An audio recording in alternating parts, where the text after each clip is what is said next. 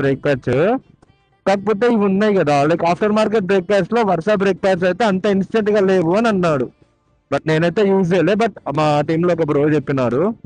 So దాన్ని బట్టి నేను ఇక్కడ చెప్పాల్సి వస్తుంది అంతే. నేనైతే యూజ్ చేయలే. ఇక ఎందుకు ఇంకా అన్న కూడా మంచి ప్రొఫెషనల్ అన్నమాట.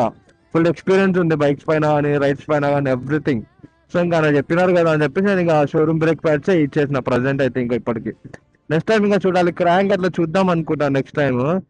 కాకపోతే ఇంత రంగా 6000 7000 8000 బ్రేక్ ప్యాడ్స్ కి అవుతుందంటే దాన్ని ఎక్కువ తిప్పకూడదు బైక్ ని మటుకు.